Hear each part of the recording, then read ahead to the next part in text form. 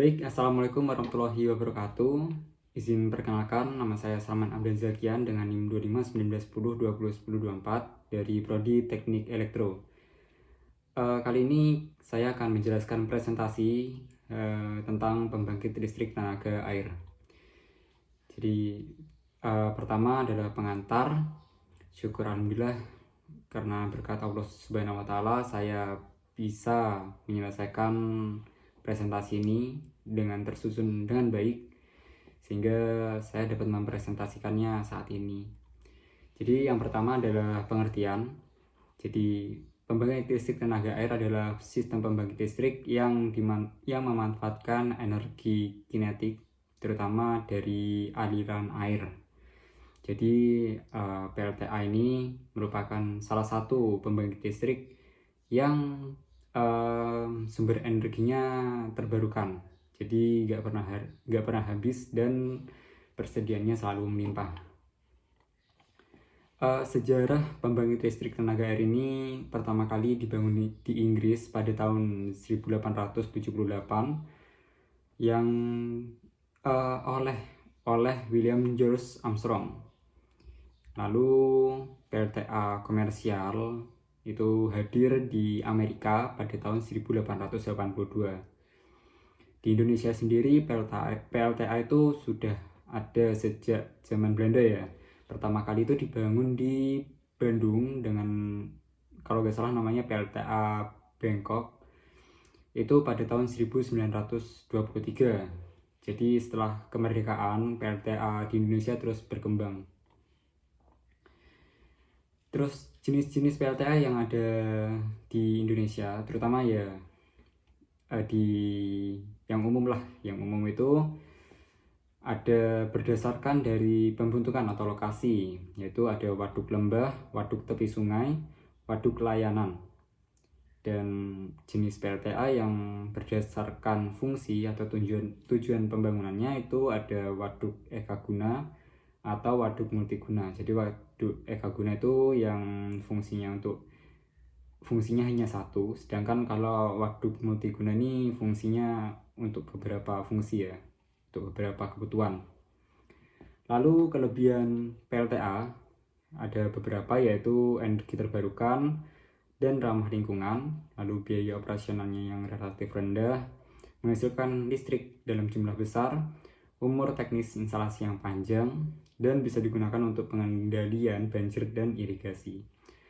Tapi ada kekurangan dari PLTA, yaitu biaya pembangunannya yang mahal, membutuhkan lokasi dan potensi air yang besar, dapat merusak ekosistem dan memindahkan penduduk sekitar bangunan saat pembuatan, lalu bergantung pada iklim dan cuaca, dan proses pembangunan memakan waktu yang cukup lama. Jadi cara kerjanya itu, pertama air ditampung di waduk. Setelah ditampung, air itu dialirkan melalui pipa menuju turbin dan dialirkan menuju penstock. Penstock itu tempat air dari waduk ke pipa. Lalu dengan tekanan air yang besar, air tersebut dapat memutar turbin yang keluar dari penstock, lalu menuju ke turbin dengan aliran yang cepat dan menggerakkan turbin. Dari putaran turbin itu terhubung ke generator yang menghasilkan listrik. Jadi ada porosnya, dan dari poros itu menghasilkan energi kinetik yang menghasilkan listrik.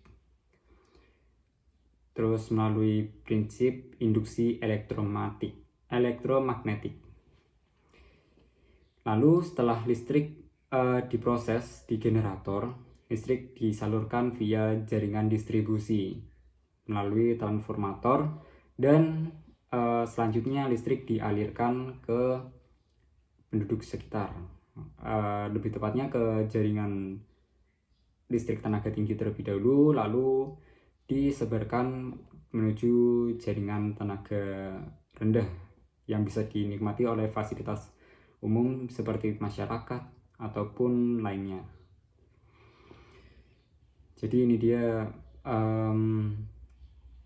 gambaran cara kerja PLTA. Jadi pertama dari waduk atau bendungan, lalu masuk ke pipa. Dari pipa, karena ini tegangan tinggi, air tersebut dapat memutar turbin yang disambungkan oleh generator. Dari generator diproses sehingga listrik dapat menuju saluran listrik tenaga jauh atau saluran listrik tenaga tinggi, dan airnya dapat dialirkan menuju sungai. Lalu peran PLTA di Indonesia yaitu dapat mencakup jangkauan ketenaga listrikan yang ramah lingkungan. Jadi kita nggak perlu bergantung pada listrik seperti dari batu bara atau yang fosil dan lain-lain. Dan PLTA ini nggak berfungsi hanya untuk menghasilkan listrik, tetapi dapat mendukung ketahanan energi nasional dan pengurangan emisi karbon. Lalu PLTA juga berfungsi sebagai pengairan irigasi, penyediaan air baku, pariwisata, hingga pengendalian banjir. Jadi contoh-contoh PLTA yang ada di Indonesia antara lain yaitu PLTA Cirata di Jawa Barat, PLTA Jatiluhur di Jawa Barat, PLTA Asahan di Sumatera Utara, PLTA Sutami di Jawa Timur, dan PLTA Poso di Sulawesi Tengah. Jadi kesimpulan presentasi kali ini adalah pembangkit listrik tenaga air atau PLTA merupakan salah satu sumber energi terbarukan yang penting di Indonesia. Dengan memanfaatkan energi air, PLTA mampu menghasilkan listrik dalam jumlah besar sekaligus mendukung pengurangan emisi karbon. Meski memiliki banyak kelebihan, pemanfaatan potensi PLTA di Indonesia masih rendah dan perlu dikembangkan lebih lanjut. Dengan optimalisasi PLTA, Indonesia berpeluang besar untuk meningkatkan bauran energi bersih dan mencapai target transisi energi nasional. Sekian presentasi dari saya. Mungkin ada yang dipertanyakan, silahkan. Baik, terima kasih. Saya akhiri. Wassalamualaikum warahmatullahi wabarakatuh.